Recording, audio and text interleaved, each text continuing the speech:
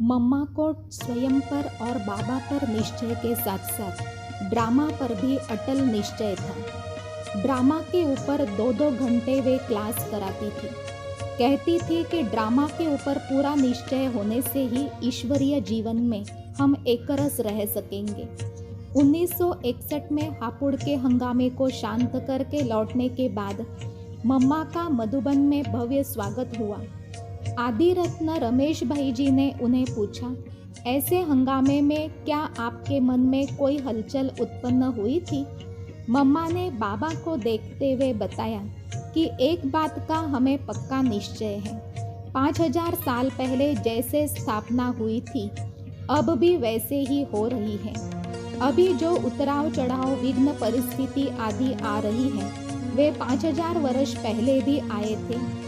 ऐसे कई बातें आएंगी और जाएंगी, इसलिए इन बातों से हमारी अवस्था नहीं बिगड़ती और हम हलचल में नहीं आते।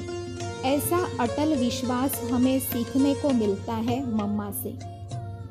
वे कहती थी, आप स्वयं को देखो, बाबा को देखो, अन्य किसी को नहीं।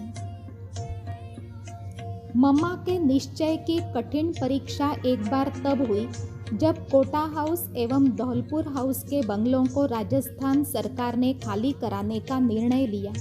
सरकार के अनेक पुलिस कर्मचारी व अधिकारी इन बंगलों को खाली कराने के लिए मुख्यालय में आए।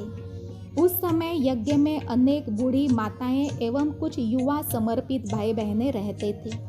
यज्ञ का समस्त सामान उन बंगलों में भरा हुआ था, जो कई ट्रक लोड हो सकता था। कोई उचित अन्य स्थान उस समय उपलब्ध नहीं था जहां पर मुख्यालय को स्थानांतरित किया जा सके।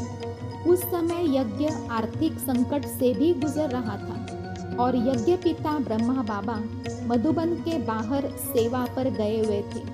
आप कल्पना करें, ऐसी विकट परिस्थिति में किसी भी व्यक्ति की मनोस्थिति क्या होगी। मम्मा ऐसी विषम परिस्थिति के समय पर भी विशेष योग के प्रयोग किया करती थी तथा स्वयं कठिन से कठिन परिस्थिति को भी अपनी एकरस स्थिति द्वारा पार कर लेती थी। उस समय भी विशेष योग का कार्यक्रम रखा गया तथा मम्मा ने स्वयं अपनी गहन शांति की शक्ति द्वारा उस स्थान को रूहानियत का मजबूत किला बना दिया। उन्हें अचल अडोल देखकर अन्य यज्ञवत्स भी निरसंकल्प स्थिति में रहे और साक्षी दृष्टा बनकर परिस्थिति का सामना किया।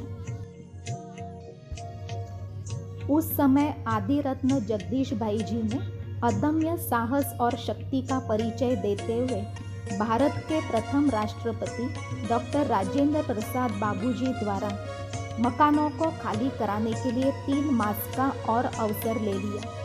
इस परीक्षा की घड़ी में मातेश्वरी जी के अनेक शक्तियों का प्रत्यक्षीकरण भी हो गया। मम्मा के साकार पार्ट के अंत में ऑलमाइटी बाबा के डायरेक्शन प्रमाण भ्राता रमेश भाई जी ने मम्मा को लिख कर दिया कि आपके जीवन की अवधि अभी 3 मास है। मम्मा ने वह चिट्ठी पढ़कर रमेश भाई जी को वापस दी और कहा, ड्रामा की भावी।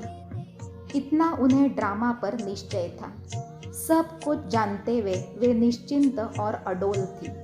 कोई भी बड़ी समस्या हो उसको वे बहुत सहज रीति से हल करती थी। उनमें निमित्त भाव संपूर्ण रूप में था। वे कहती थी, यह शिव बाबा का कार्य है, वही करन करावनहार है।